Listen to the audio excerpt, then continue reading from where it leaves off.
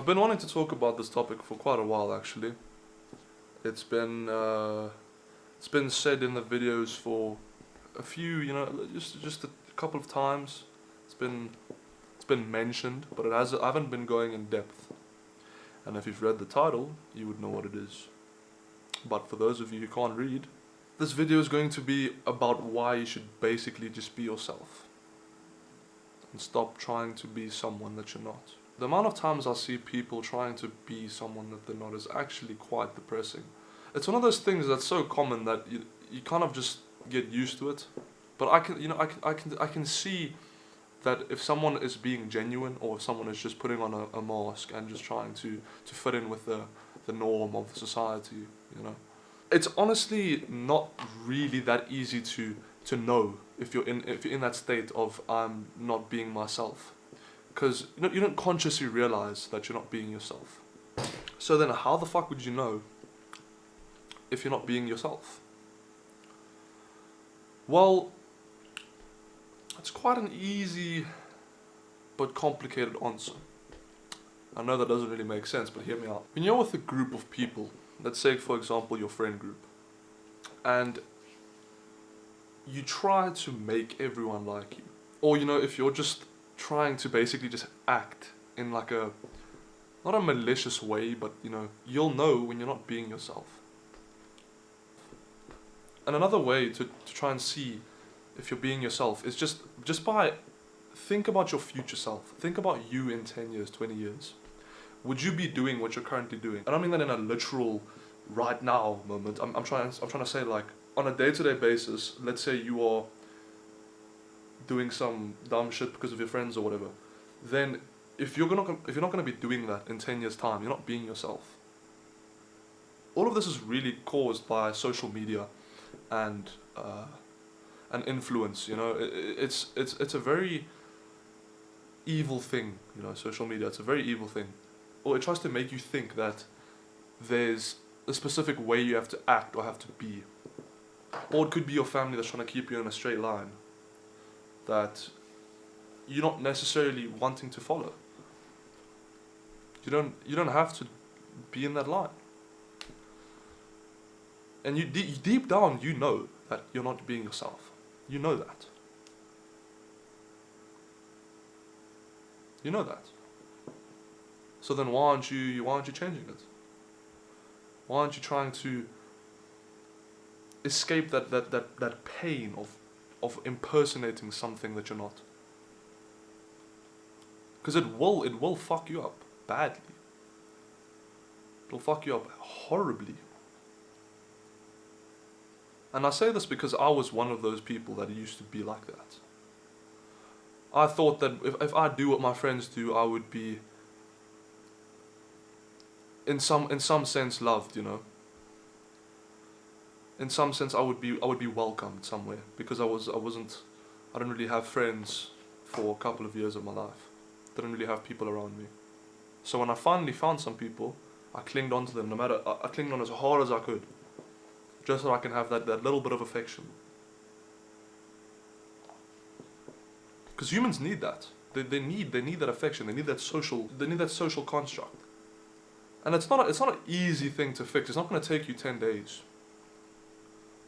It's not going to take you even, it could take you years. It could take you 2 years, multiple years. It took me like 4 or 5. And it's not easy to stop being someone that you're not. Because you're clinging on to that thought of who you thought you are. You're clinging on to it as if it's your life. Because you're clinging on to that one thing that you thought you once were. Because that's what's been keeping you happy. That thought of, okay, I can actually fit in now. So you're clinging on to that thought that you're in a comfortable place. Even though you're not really in a comfortable place. You're trying to tell yourself that.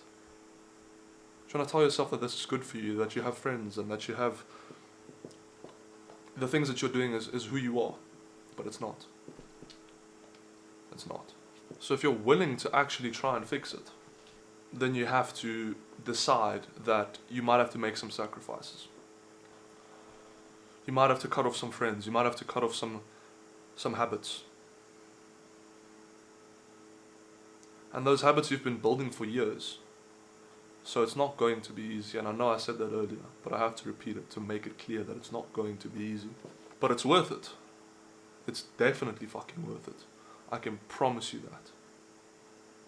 With my whole heart, I can promise you, if you do change, and if you do try to become the person that you truly are, it will benefit you immensely. Now, how do we change? How do we become the person that we are? You have to figure out what your goals in life are and what your purpose is. You have to figure out what your morals are. Not what your social media is telling you, not what your parents are telling you, what you believe is right and wrong.